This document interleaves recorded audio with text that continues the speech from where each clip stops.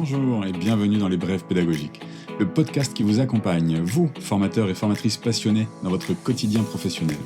Je suis Gwenaël Masson, formateur de formateurs et formateur et médiateur en communication bienveillante depuis 2013. Toutes les 2 semaines, je vous propose une capsule courte et concrète, une astuce pédagogique, une anecdote de terrain ou un outil à expérimenter dès votre prochaine session.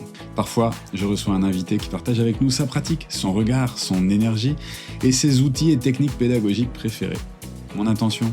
Vous inspirer, vous soutenir et nourrir ensemble une pédagogie vivante, humaine et engagée.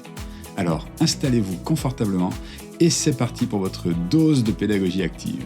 Je suis heureux et fier de vous annoncer que cet épisode est soutenu par Digiforma. Digiforma, c'est mon outil au quotidien depuis 2020. C'est pour moi l'outil indispensable pour gérer mon organisme de formation. C'est un outil tout en un qui évolue en permanence pour s'adapter à nos besoins du terrain. Formateur indépendant ou gros organisme de formation, c'est vraiment l'outil adapté à toutes les tailles de structure. Digiforma me permet de faire mon suivi commercial. Il est lié à mon site pour les inscriptions en ligne et je gère tout mon administratif de la formation avant, pendant, après. Digiforma me propose en plus un LMS intégré. Mes apprenants, ils adorent. Moi, je dépose à chaque fois sur leur espace personnel les supports pédagogiques, des activités en e-learning et tous les documents que l'on a pu co-créer pendant les formations. C'est vraiment, je trouve, l'outil idéal au niveau temps administratif et pédagogique. Et aujourd'hui, c'est mon outil principal et en plus, j'adore l'équipe. Alors, je suis vraiment fier qu'ils aient accepté de soutenir mon podcast. Et si jamais vous voulez découvrir l'outil, contactez-moi pour bénéficier d'un mois offert et je serai ravi de répondre à vos questions et de vous partager mes astuces d'utilisation.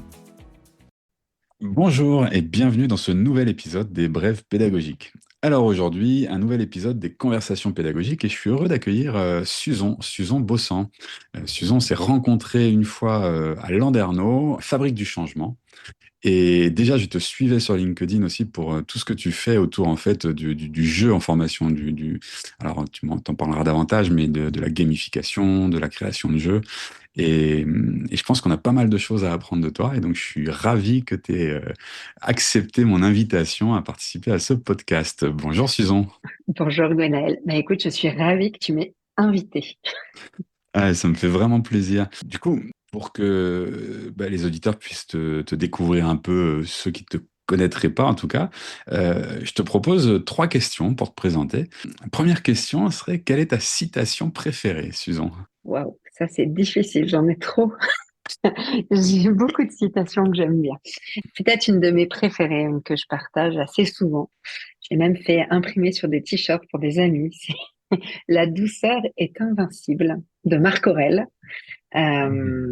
Sur le côté vraiment, finalement, il n'y a pas besoin de forcer, il n'y a pas besoin de se fâcher, il n'y a pas besoin de s'énerver. Et finalement, en restant dans la bienveillance, dans le calme, les choses changent et les choses bougent et on peut accompagner le changement dans cette douceur et cette bienveillance. Donc voilà, je trouve que celle-là, elle est belle.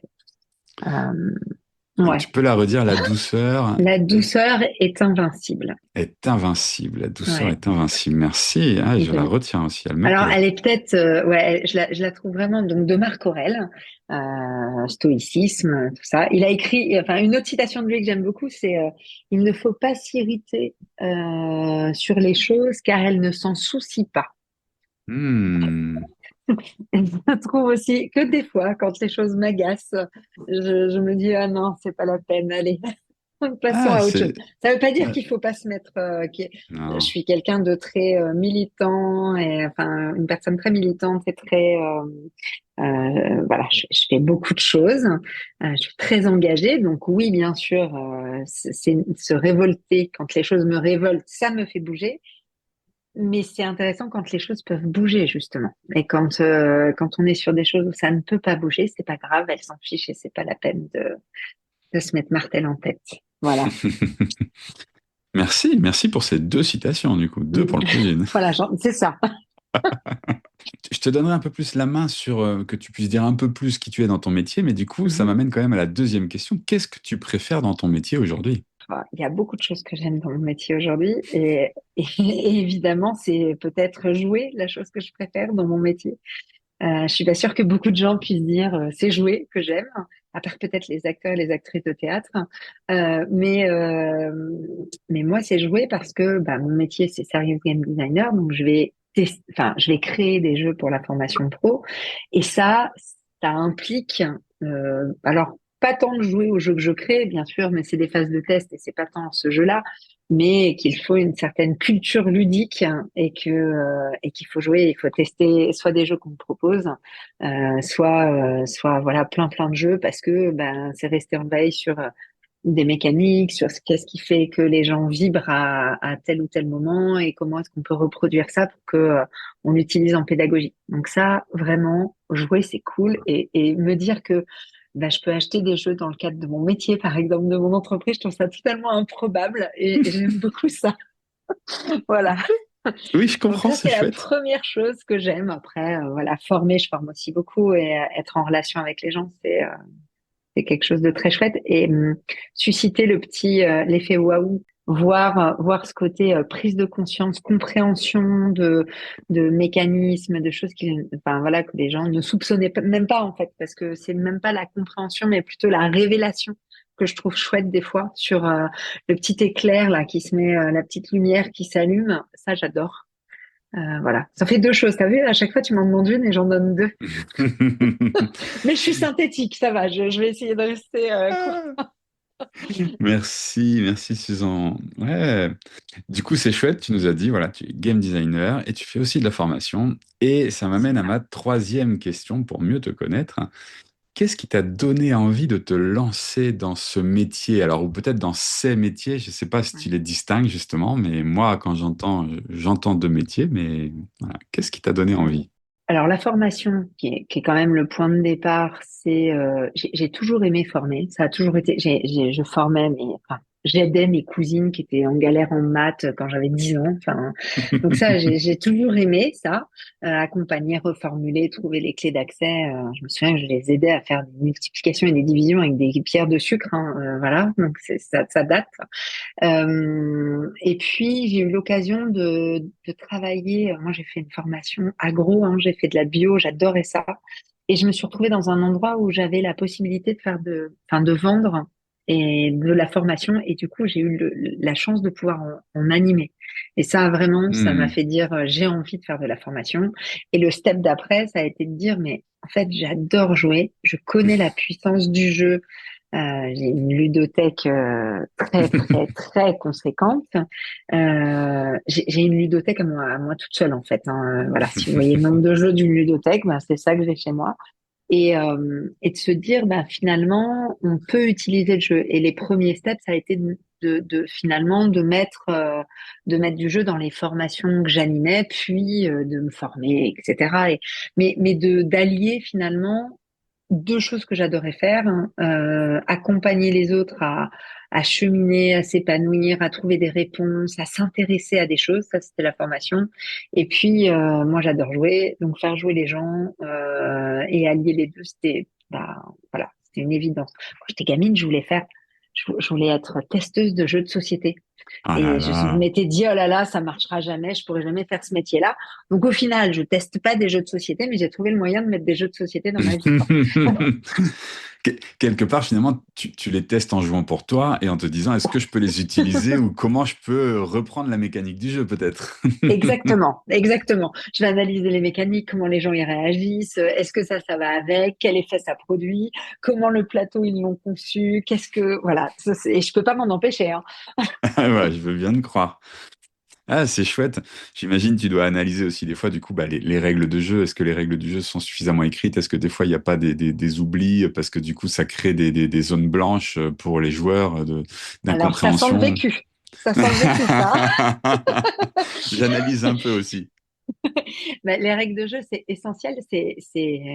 On dit qu'elles sont constitutives, c'est-à-dire qu'on ne peut pas jouer au jeu si la règle n'est pas clairement partagée par toutes et tous. Hmm. Donc oui, c'est vraiment un enjeu fort, mais comme les consignes dans une activité de formation, hein, si la consigne n'est pas claire, en face, on ne peut pas exécuter correctement. On est Exactement. dans une zone de flou qui est inconfortable, voire on passe complètement à côté de l'objectif parce qu'ils n'ont pas compris. Enfin, voilà. Donc, c'est l'importance de les dire, les écrire, les dessiner, hein, puisque je m'adresse à toi.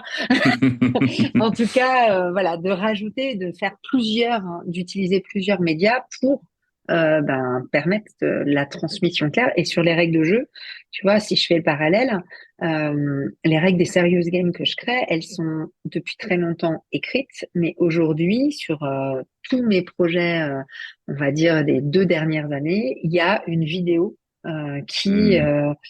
avec du son, etc. Les règles, elles sont en vidéo parce que ça rend plus accessible, parce que les serious games, ils sont animés pas forcément par des formateurs ou des formatrices ou animateurs, animatrices formés vraiment à ça, et du coup, ça leur simplifie. C'est pas si facile que ça à transmettre des règles, donc on simplifie la vie parce que c'est essentiel. Consigne de formation, règles de jeu, même combat. Et quand je t'entends dire ça, pour moi, c'est exactement, je partage. Ça fait penser à des règles de jeu quand on les lit dans un jeu de société. Effectivement, c'est dur des fois à comprendre parce que c'est linéaire. Et alors que quand quelqu'un nous montre, bah, tout d'un coup, ça paraît super simple. Donc la vidéo, C'est oui, et c'est ça. effectivement, je partage ce que tu dis. Comme en formation, bah, la consigne, elle est hyper importante. Et parfois, c'est aussi important de pouvoir, du coup, quand on donne une consigne, de pouvoir l'illustrer d'un exemple parce que ça aide les personnes à comprendre la Mm. consigne. Enfin, En fait, on va faire de la visualisation et cette visualisation, être capable de transformer un écrit ou une phrase en une image dans notre tête, parce que c'est ça qu'on hmm. va faire quand on va visualiser une image ou une image animée, mais quelque chose qui va Oui, représenter vraiment, on va se dire, ah oui, ça provoque ça, et ben ça demande de la ressource cognitive. Or, ben tout le monde n'a pas forcément toute la ressource à ce moment-là. C'est pour ça que les dessins, c'est pour ça que les vidéos, en fait, ça vient, enfin, ça on leur mâche le travail et on le fait à leur place. Mais du coup, bah, c'est très bien parce qu'ils ont de la ressource pour, en même temps qu'ils voient justement, par exemple, la vidéo, ben, plus réfléchir, mémoriser les informations, voir les effets, etc. Donc, ils ont plus finalement, ils maîtrisent bien mieux à la fin que si on leur demandait de lire les règles. bien sûr, quand tu me parlais d'alléger la charge, justement, ça allège une partie de la charge cognitive, mais pour en allouer cette ressource à d'autres aspects, Oui, qu'est la projection aussi, pouvoir se projeter à utiliser, parce que complètement. souvent, on se rend compte que les apprenants, des fois, veulent aller beaucoup plus vite dans le faire avant de prendre le temps de Ouais. lire. Et effectivement, ça aide. Ouais, non, mais super. Ben, merci déjà pour ces apports. Donc, du coup, on peut cerner et on voit un peu mieux qui est Susan Bossan. Merci. Et en fait, ça fait une super transition, parce on est déjà finalement dans le cœur du sujet un peu, mais comme ce podcast, moi j'aime bien, je le veux un peu pratico-pratique, Mhm. ça m'amène à une des questions suivantes. Donc là, on n'était pas sur les règles, mais est-ce que tu pourrais nous partager ta technique préférée? Alors, je dis pour démarrer, mais en fait, au choix. Ça peut être pour démarrer, pour animer la session. Une de tes techniques préférées en formation, en tant que formatrice. Si je prends pour démarrer, après, si tu veux, je t'en donnerai une pour après. Mais pour démarrer, dans toutes les étapes, parce que finalement, démarrer une session, c'est plein de choses. C'est réussir à Ah oui. créer un côté, enfin, poser le cadre, donner confiance. Il y a plein de choses, hein.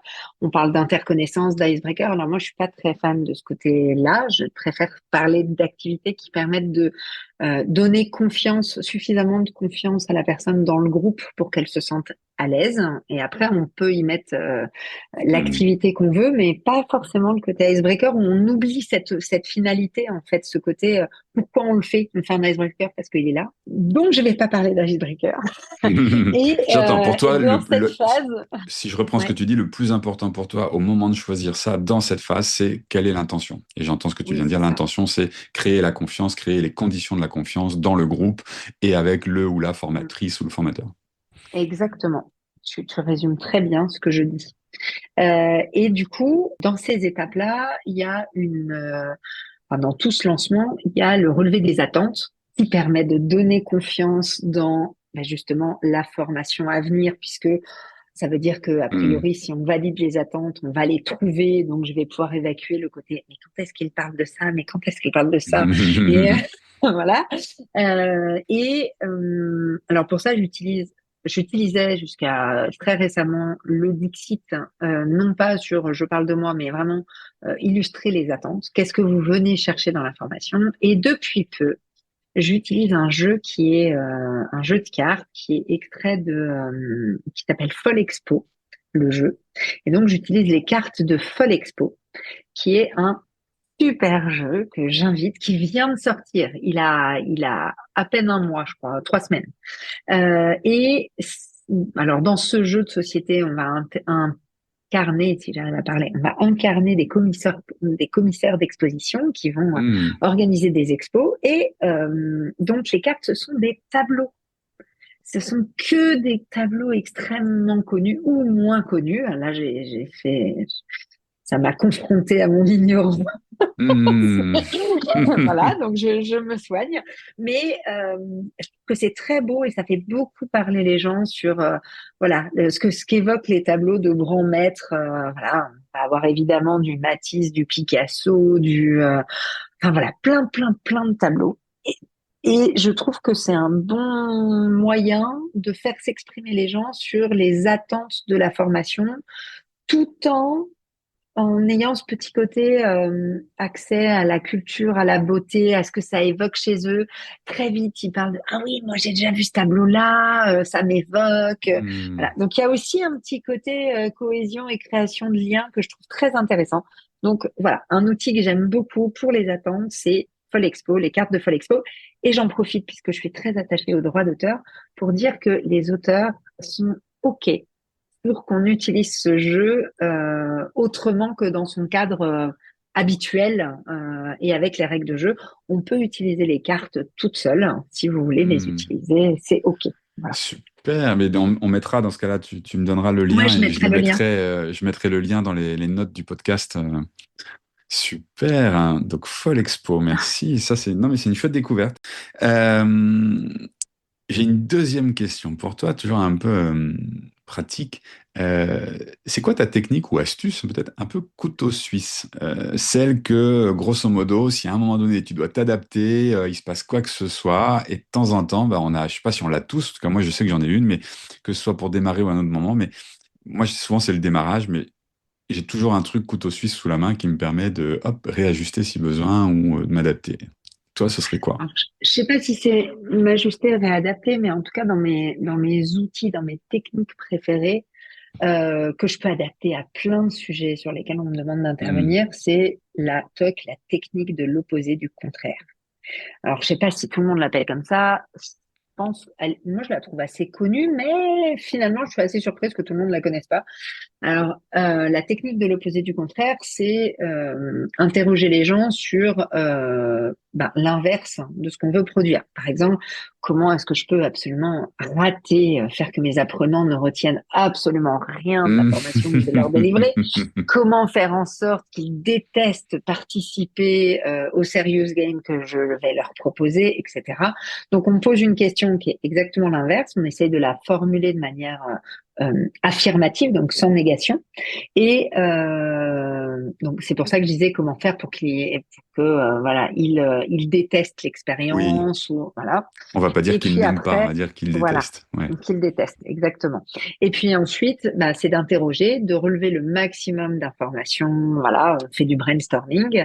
Moi, je vais l'animer en focalisant, en fait, je vois bien, au début, ça démarre très vite, et puis après, on va pouvoir aller étoffer telle ou telle idée qui a été citée un peu vite, on va la décliner, etc. Et il y a un côté, évidemment, après, on transforme. Donc, une fois qu'on a tout listé, les apprenants vont, selon le temps qu'on a, soit ils le regroupent, soit c'est moi qui le fais en même temps que je prends les notes, etc. Mais l'idée, c'est de regrouper par thématique et ensuite de leur laisser, par petits groupes, réaliser les 10 commandements à l'usage de la personne qui veut bien faire. En gros, voilà, ça peut être Hmm. du super formateur, mais ou du formateur débutant, c'est-à-dire, voilà, si je fais comment faire que la formation soit inefficace, eh bien en face c'est comment un formateur, les 10 conseils à l'usage d'un formateur débutant. Et on va, bah, du coup, ils vont choisir leurs arguments, ce qui a été le plus impactant pour eux, et les inverser pour qu'ils gardent le côté positif. Moi, j'adore cette technique parce qu'elle est hyper libératoire. Le Hmm. côté, enfin, ils se font vraiment plaisir. Je trouve que particulièrement en début de formation, elle est bien parce que là encore, crée quelque chose, on crée une expérience commune, ils vont voilà, dire je crie sur les stagiaires. Enfin voilà, on peut tout imaginer. Hein. À chaque fois qu'il y en a un qui prend la parole, je dénigre les propositions qui sont faites. Enfin bref, on peut y aller à cœur joie. Et justement, en fait, l'air de rien, on verbalise tout ce qu'il ne faut pas faire. Hmm. Et la transformation est hyper importante parce que sinon, le risque, c'est quand même qu'ils gardent ce qu'il faut pas faire. Donc, on va quand même se focaliser sur ce qu'il faut garder. Mais c'est très, ça fait vraiment du bien. Et puis, on sait aussi que ça permet de libérer les idées. Donc, il y a aussi beaucoup plus de production que si je disais, bah, comment est-ce qu'on fait pour réussir? Quelqu'un qui veut réussir son permis, bah, vaut mieux lui dire, OK, comment tu fais pour le rater d'abord? Ah bah, je vais pas au code, ok, je peste sur les gens, je suis en Hmm. retard, j'ai pas dormi la veille, etc. Et puis ensuite, ben voilà, il sait comment faire pour le passer. Alors que si on lui demande comment faire pour réussir son permis, il va dire il va nous donner peut-être deux choses, mais c'est pas si simple, quoi. Donc Ouais.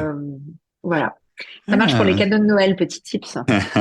Comment faire un cadeau qui déplaît précisément à telle personne.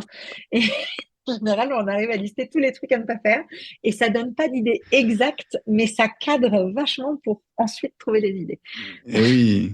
Non, mais c'est chouette, j'aime bien ce que tu partages. Moi, je connaissais cette technique sous un autre nom qui est, je sais plus, l'anti-problème, je crois, c'est le nom que Ouais. j'avais entendu. Enfin, mais j'aime beaucoup. Et là, quand tu en parlais, j'avais quelque chose qui venait, qui était, j'imaginais, c'est quand tu as parlé du permis de conduire, en fait, j'imaginais utiliser cette technique aussi, et je pense qu'elle pourrait être intéressante. En tout cas, ça me donne envie de la tester, un de ces quatre, en fin de formation pour projeter les apprenants dans tu sais, la transposition de ce qu'ils viennent d'apprendre. Ouais. Et en fait, du coup, en fin de dire, d'après vous, avec tout ce que vous Comment venez faire d'apprendre, pour que comment cette faire pour ne... formation ne serve, ouais, ça, moi, je l'utilise souvent. Hein. Exactement. Comment Ah, faire pour que cette formation ne vous serve absolument à rien? et Et là, ouais. ils vont tout sortir. Ne pas utiliser tout de suite, voilà, laisser le bouquin ou le support de formation fermé, ne jamais dessiner, ne pas créer de jeu, ne rien faire. Enfin bref, en Et gros, oui, ils font tout, ne pas en parler autour de moi. Et quand ils transposent, bah du coup, ils vont dire, OK, je vais répéter à ma famille et le oui. soir, etc. Et ça aide beaucoup à savoir quelles sont les bonnes pratiques pour eux à mettre en place à l'issue de la Ouais. formation. Ça marche très bien. Non, mais c'est chouette, j'avais jamais pensé, tu vois, cette technique à l'utiliser enfin, et c'est en t'entendant en parler sur le permis de conduire que ça a fait écho, et bon, en plus tu l'utilises comme ça, donc ça me conforte, mais c'est Mm. chouette, parce qu'effectivement, je pense, quand j'entends et quand je t'entends parler, ça donne vraiment cette impression que plutôt que d'aller nous donner à nous-mêmes, en tant qu'apprenants, des fois des injonctions à la fin, bah, pour réussir, il faut faire ci, il faut faire ça, Ouais. et du coup, bah, ça donne pas envie, on dit tout ce qu'il faut pas faire, et derrière, Mm. c'est derrière, donc c'est une injonction à ne pas faire, mais derrière, on va aussi chercher effectivement quoi faire. Non, super, merci. Et puis c'est eux qui le génèrent. Hein. Oui, Ça, c'est hyper important. C'est eux non, qui mais le génèrent. C'est pas nous. On leur dit pas. Ça complètement. vient d'eux. On Non, sait mais que ça marche mieux. complètement. Bah oui, ça, toujours la force, de l'intelligence collective et d'être l'auteur de ce que enfin, créateur, parce que quand on crée quelque chose, Ouais. bah forcément, là, ce que j'entendais aussi quand tu le partages, il y a ce côté, ça, du coup, les personnes prennent une responsabilité dans les Ouais. solutions qu'ils apportent. Donc ça, c'est Mm, chouette. Ok. Et du coup, ma dernière, alors là, je vais parler peut-être plus d'outils plutôt que de techniques, hein, parce que je crois que c'est intéressant. Quel outil, ou jeu, parce que tu as plein de jeux, mais autrement, outil, en fait, tu adores utiliser en formation. Alors, je vais pas dire que c'est forcément l'outil que je préfère parce que j'en ai Oui. vraiment beaucoup et je change beaucoup, mais je le trouve très intéressant. Celui-là, il est sur, bah, tu le connais certainement, c'est Echo, qui est, c'est terrible, la baseline, c'est l'icebreaker qui fait résonner vos besoins. Je viens de dire qu'il fallait pas faire d'icebreaker, Ça me dit mais quelque bon. chose, Echo, mais je suis pas sûr de voir ce que Alors, c'est. en fait, Echo, c'est un jeu qui a deux types de cartes. Hein. Donc on peut le trouver. Je crois que c'est Tilt, non pas Tilt, Super Tilt ouais, c'est Romain Couturier qui le commercialise. L'idée, c'est que il va y avoir deux types de cartes. Une carte avec les besoins. Et je trouve intéressant de le mettre bah là encore, en début de formation. Et en fait, pourquoi je te parle beaucoup du début de formation? Parce que je trouve que c'est là où ça se joue. Et en fait, Hmm. si on pose quelque chose vraiment un cadre d'apprentissage, mais au sens pas cadre, pas juste trois mots, allez, écoute, bienveillance, blablabla, mais on l'incarne, on le pose, on fait que les gens se sentent en confiance, mais sur tous les plans, c'est-à-dire dans le groupe, avec nous, sur le contenu de la formation, sur la finalité pédagogique, les outils qu'on utilise. En fait, si on crée ça, et s'ils sentent leurs besoins entendus, en fait, ils vont forcément apprendre plein de trucs et beaucoup plus que si on prend pas le temps de faire ça. Bien Donc pour sûr. moi, c'est un enjeu, c'est vraiment le moment où faut tout donner, quoi. S'il y a un moment où il faut tout donner, c'est là. Et après, en plus, après, on peut, je vais pas dire moins donner, c'est pas le but, mais ils vont être là, en fait, nos apprenants, pour, ils seront vraiment pleinement là. Et si on a des petits manques, c'est pas grave, ils seront là. Alors qu'au début, ils ont besoin qu'on soit là à 300% et qu'on crée ça. Et donc, ce jeu, je reviens à Echo. Donc, il y a des besoins. Alors là, je vous en lis deux, trois parce que je les ai sous les yeux. Hein. J'ai besoin d'éviter les contacts physiques. J'ai besoin de connaître le temps qui passe, de consignes claires expliquées point par point, de pouvoir poser une question sans jugement, etc. Bref, donc il y en a vraiment beaucoup des besoins. Et ensuite, il y a surtout des cartes qui viennent compléter ça et qui donnent le petit côté très fun. Sinon, donc, il y a le besoin, et sinon, qu'est-ce qui se passe si je n'ai pas ce besoin de complétude complet? Alors, sinon, je ne sais pas quoi faire et comment réagir. Bon, ça, ok. Mais il y a aussi, je ne tiens pas en place, je fais des choses dans le désordre, je sais pas, j'abandonne. Puis il y en a des beaucoup plus drôles. Hein, j'en cherche, je m'éparpille. Je mélange tout, Ouais. je dis n'importe quoi, je mouline comme un hamster, voilà, je me sens enfermée, je masque mes émotions, je fais une crise, je suis stressée, bref, bref, bref. Et en fait, je trouve que c'est très intéressant parce que il y a des dessins très très drôles de caméléons dessus, et je trouve que c'est un outil qui est assez chouette, parce qu'on n'est pas. Bon, alors, je dis ça dans ton podcast, mais on n'est pas habitué à parler de nos besoins, à les exprimer. Je Et comprends pourquoi tu parles de mon podcast là. Oui. en tout cas, je trouve que c'est un outil qu'on oublie enfin, on oublie de demander aux personnes qu'on forme, qu'on accompagne dans un changement, parce que former, c'est ça, même s'ils nous remettent les clés, et même si des fois on se dit, bah, ils n'ont pas envie d'être là, parce que oui, il y a un Eh commanditaire qui oui. a dit que la formation, voilà, mais ils ont des besoins, et que ces besoins, si on les entend, si on sait ce que ça provoque chez eux et qu'on peut en échanger, être alerté, c'est beaucoup plus facile d'en tenir compte. Et du coup, eh bien, ça aide à la fluidité de la formation. Et j'aime dire que la formation, c'est un escalier. Alors souvent, on dit on part en bas, on va en haut, et ça, c'est le niveau qu'on nous a donné de moyenne des stagiaires. Et puis en haut, on a le super objectif pédagogique. Mais en vrai, ça se passe pas vraiment comme ça. Chacun est sur une marche différente, et c'est déjà super si chacun a fait une marche en fait. Et s'il y en a qui en font trois, c'est cool.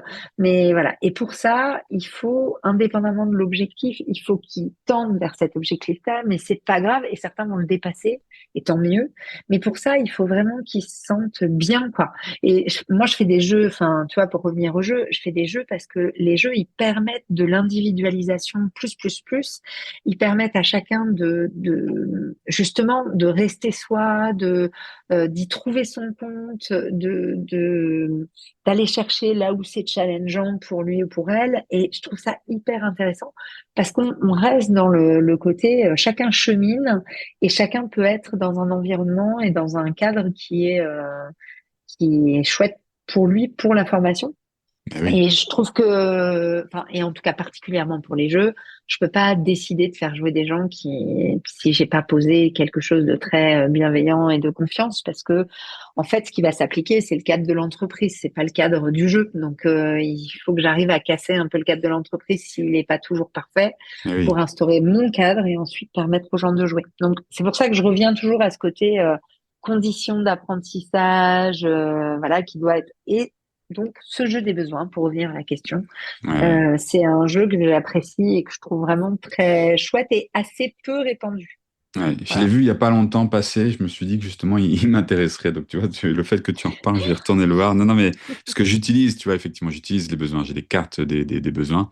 Mais j'avais beaucoup aimé celui-là parce que je trouvais qu'il était plus parlant et ça m'évite d'avoir à le faire moi-même, du coup, à travailler Et dessus. puis il est chouette, À un les moment images donné, sont bah très très oui, je, chouettes. je me Ouais. souviens l'avoir aperçu et je suis déjà allé faire un tour sur Super Tilt et il y a plein de choses vraiment intéressantes. Mm. Et effectivement, ce jeu-là m'avait parlé de par la notion de besoin, mais exprimée telle qu'elle est exprimée là, enfin voilà, différente de moi telle que j'utilise avec la communication non violente, et surtout avec ce que j'aimais bien tel que tu le décrivais, avec les effets que ça a sur la personne. C'est-à-dire si mon besoin n'est pas pris en compte, voilà ce que ça va créer chez moi.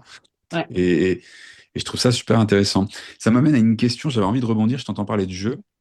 C'est la petite question bonus. Allez, vas-y. Ah oui, oui, Vas-y, je vas-y. rebondis un peu. Non, mais je rebondis un peu sur ce que tu dis. Parce que ta spécialité, justement, c'est le jeu. C'est quand Ouais. même ta marque de fabrique. Et en formation, et même moi, je sais que, sans doute à tort, des fois j'utilise le mot jeu. D'ailleurs, on appelle un jeu de cartes un jeu de cartes. Mais en soi, Mm. c'est pas forcément un jeu si on n'utilise que des cartes juste pour faire parler. Enfin, donc, juste en quelques mots, si tu pouvais, pour les personnes qui nous écoutent et pour moi, dire bah, dans quel cadre on peut en formation parler de mots jeu, parce qu'en fait, finalement, moi, j'utilise aujourd'hui de plus en plus le mot plutôt activité, parce que ça me paraît plus juste que de jeu. Ouais. Alors, merci de Et je cette veux bien ton question. regard, bah ouais, je veux bien ton avis Merci de cette dessus. question. Alors, c'est très facile en quelques mots. On parle de jeu quand on a ce qui ressemble à un jeu, ce qui est un jeu, d'accord, avec un gagnant ou des gagnants si on fait un jeu coopératif, enfin, Hmm. et des perdants des fois, hein. Mais en tout cas, on a moyen de gagner ou de perdre. Il y a des modalités, il y a un cadre, donc ce qui ressemble à un jeu. Prenez un jeu dans la vie de tous les jours, voilà. Euh, et on va y ajouter un objectif utilitaire. Et donc ça, on a ce qu'on appelle un serious game. Là, Echo, dont je viens de parler, ce n'est pas un serious game. On gagne pas, on perd pas, on utilise des cartes. Hmm. Donc, effectivement, c'est un outil. Et là, on va parler plutôt de gamification. Donc, ce serait un outil gamifié.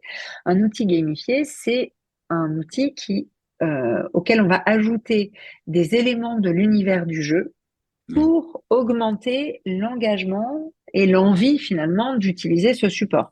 Donc effectivement, si je prends un QCM sur une feuille de papier, eh bien, je peux le transformer, ce QCM, en carte, hein, avec d'un côté la question, de l'autre les réponses, et je l'ai gamifié. Mais au final, j'ai ni plus ni moins que mon QCM de départ, avec question-réponse. Voilà. Je peux aussi le gamifier autrement. Donc là, j'ai utilisé les cartes comme outil, enfin comme élément de l'univers du jeu, mais je peux aussi utiliser le challenge. Je peux dire, bah, ce QCM, vous allez tous le remplir et le premier ou celui ou celle qui a le plus de bonnes réponses gagne un paquet de bonbons.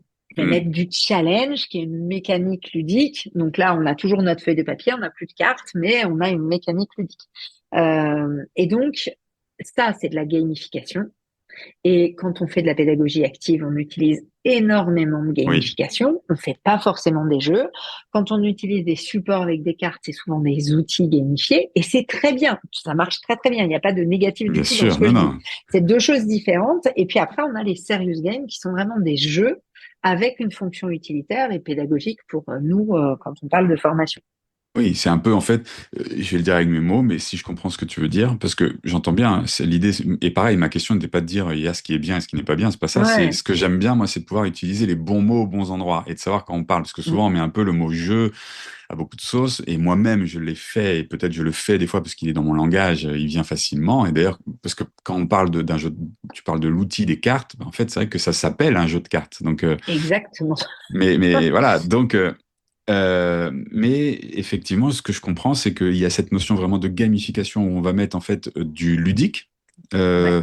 euh, des modalités du jeu, mais juste par petites touches et qui vont apporter effectivement un côté fun, un côté léger, un côté engageant, parce que dans la pédagogie active, Ouais. effectivement, on a ce côté-là. Après, la pédagogie active, mais c'est pas le sujet, mais on pourrait y revenir parce que c'est pas parce qu'on fait un jeu qu'on fait de la pédagogie active, ou c'est Ça, pas on est parce qu'on fait d'accord. une activité qu'on fait de la pédagogie active. Donc voilà, mais ça, c'est à part.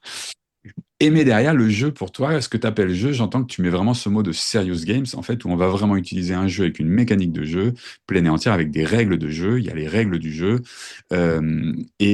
qui, à un moment donné, en fait, le côté sérieux, serious game, c'est parce qu'en fait, derrière, on en apprend quelque chose qui est lié à un sujet particulier, professionnel ou autre, de compétences. Est-ce que c'est bien ça?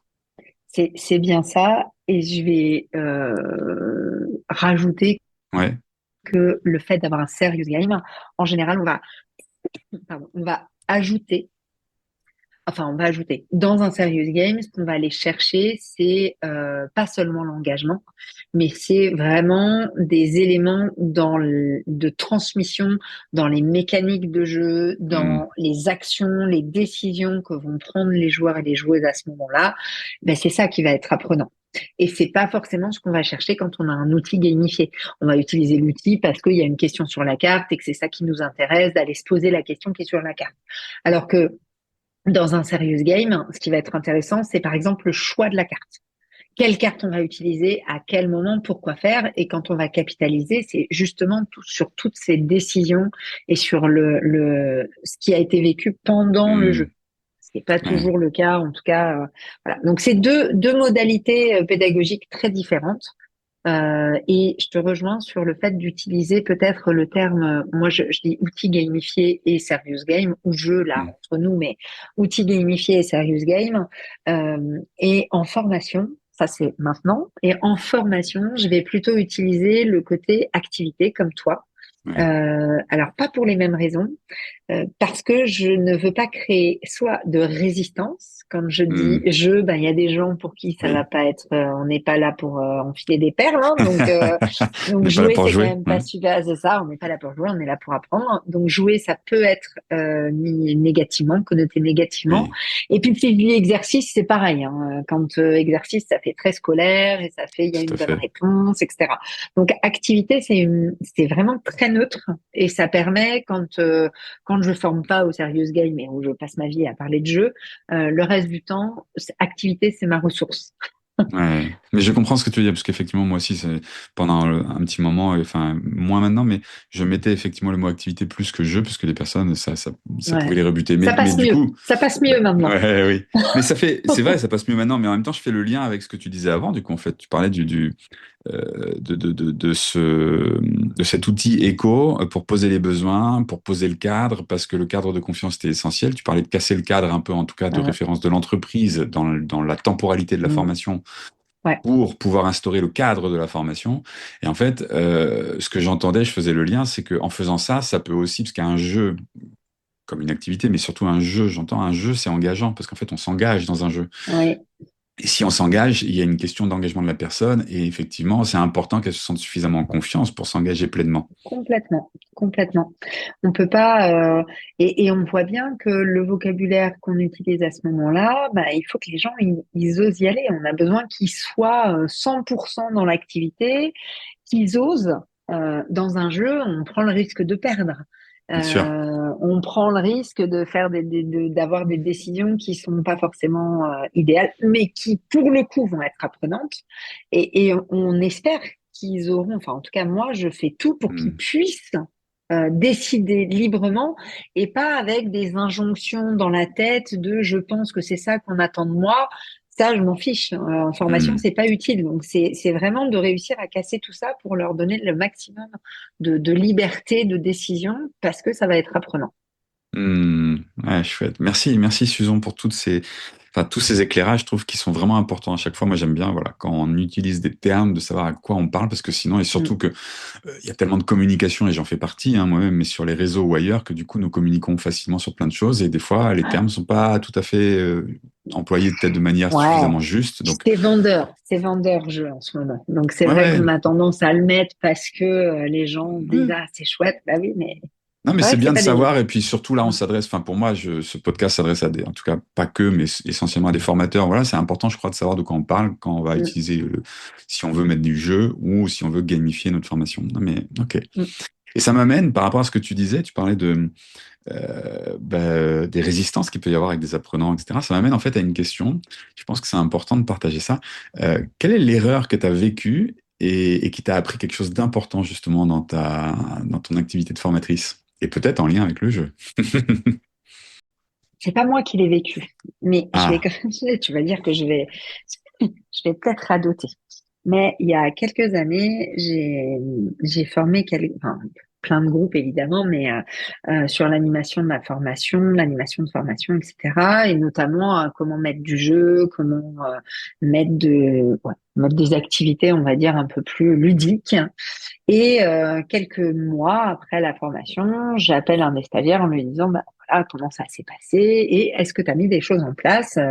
Voilà, qu'est-ce que ça a changé pour toi? Est-ce que tu es content de la formation et qu'est-ce que ça a changé pour toi? Au moins 6 mois, 6, 8 mois après. Hein, et la personne me dit, bah écoute, honnêtement, ça n'a pas changé grand-chose. J'ai pas mis en place de nouvelles pratiques. Je me dis, oh, crotte, pour rester poli.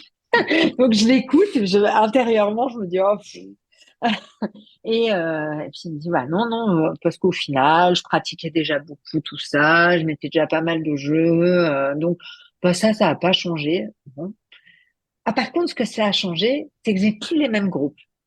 Je dis, comment ça, t'as plus les mêmes groupes? Il me dit, bah oui, en fait, ce que j'ai changé, c'est que maintenant, je prends le temps d'introduire, je prends le temps de poser un cadre, et du coup, j'ai plus de gens chiants dans mes formations. Voilà, donc moralité, c'est bah, à part moi, ma frayeur de me dire oh là là, je vais peut-être pas apporter grand-chose. En fait, je pense que bah au final, je reviens à ce qu'on se dit depuis le début, hein, mais souvent c'est une question qu'on me pose beaucoup. Comment tu fais avec les gens qui résistent, qui veulent pas jouer? Comment tu les gères? En fait, je les gère pas parce que j'ai géré avant et que je n'ai pas absolument pas besoin de gérer ce moment-là. Parce que s'ils veulent pas jouer, ben, ils ont suffisamment confiance en moi pour que je leur dise, bah, écoute, moi, je pense que cette activité-là, je l'ai choisie parce que je pense que c'est la meilleure pour apporter, pour apprendre ce que je veux te faire apprendre. Euh, je te propose de me faire confiance là-dessus. Mais quand on a instauré la confiance, bah, la personne, en général, elle dit OK. Ouais. Et puis, Bien je dis, mais sûr. on en parle après si c'est pas bon, si, voilà. Ou alors, je lui propose vraiment, si c'est possible, de ne pas jouer, d'observer. Je l'inclus d'une autre manière. Mais Bien c'est sûr. assez rare, hein. La plupart du temps, elle joue vraiment. Enfin, c'est-à-dire que et tout ça pour revenir à, c'est ça qui a été le plus apprenant. Alors, ça a été le plus apprenant pour moi, c'est-à-dire que j'ai pris conscience à ce moment-là que c'était tellement, parce que moi, c'était assez intuitif. Ce dont j'ai pris conscience à ce moment-là, c'est que ben c'était pas si intuitif que ça et que c'était même si on pose un cadre, même si on fait un icebreaker, parce qu'on nous a dit que c'était ça qu'il fallait faire.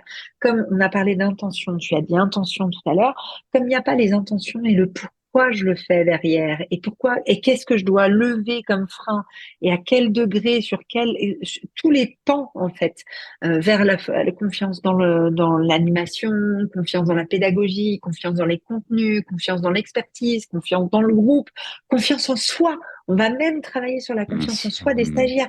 Et le fait de balayer tous ces sujets-là et de prendre conscience que c'était primordial, aujourd'hui, je le vois de plus en plus souvent. J'ai des retours de j'ai compris parce que j'ai vécu à quel point ça changeait mes groupes. Et donc, c'est important. Donc, c'était à ce moment-là que j'ai pris conscience que c'était vraiment quelque chose de plus que fondamental, en fait. C'est tellement la base que, voilà, il faut pas l'oublier Bien et il faut sûr. se rappeler pourquoi on fait les choses. Voilà. Donc, merci à cet apprenant qui t'a fait ce retour Ouais, qu'il n'avait pas changé grand-chose sauf après une belle frayeur. sauf Après une l'élément belle frayeur. fondamental. Oui, mais j'ai eu peur, hein, n'empêche, au début. Parce que Je c'est pas veux très bien croire. agréable quand même. C'est pas confortable quand on dit qu'est-ce que t'as appris. Non, Bah, pas grand-chose. non, En non, c'est fait, pas si. agréable. Ce qui est intéressant dans ce que tu dis aussi, c'est aussi de creuser, je trouve, en fait. Finalement, quelqu'un te dit, j'ai peut-être pas appris grand-chose ou changé grand-chose, c'est de pas s'arrêter non plus à ça, juste en tout cas, de creuser un tout petit peu pour voir. Ça pourrait être le cas, mais parfois, il y a quand même des petits ajustements dont la personne, des fois, ne se rend même pas compte elle-même. Ça arrive aussi. Bah, là, j'ai même pas eu besoin de creuser, Oui, hein. Je oui. pense que j'ai juste eu peur. J'ai juste eu peur d'abord, mais Et si tu avais un seul conseil à donner à un formateur, une formatrice qui débute ou expérimentée, ce serait quoi? poser un cadre et l'incarner. Hmm. Euh, enfin, c'est-à-dire plus que ça. C'est-à-dire que poser un cadre, je prends souvent cet exemple-là parce que quand j'explique comment je pose le cadre, dans mon cadre que je propose, qui est donc négociable et que je n'impose pas comme étant un truc que j'ai construit moi et qu'il va falloir se plier à ce cadre-là, il y a la bienveillance que je mets avec l'exigence. Hmm. Parce que parce qu'on a beaucoup galvaudé le terme de bienveillance et que normalement, c'est inclus l'exigence dedans, c'est-à-dire que voilà, si je suis trop bienveillant, je deviens complaisant, ça c'est pas bien en formation, donc c'est cet équilibre et cet équilibre qu'on se fait à soi. Euh, la bienveillance, du coup, je vais essayer de l'incarner euh, et de faire en sorte que les gens se disent pas, oui, elle dit bienveillance, mais on nous a tellement dit bienveillance. Et en fait, les gens, ils le sont pas vraiment. Que, voilà, c'est dans le cadre, mais on sait bien que ça va pas être fait. Du coup, je fais en sorte de mettre des petits, je vais donner un exemple.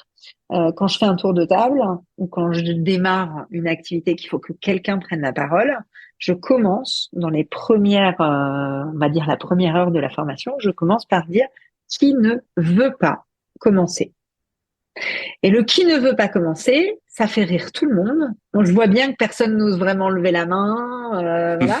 Et je débunk immédiatement en rigolant avec eux, en voyant les petits sourires, en disant, bah non, mais attendez, je vous ai dit bienveillance.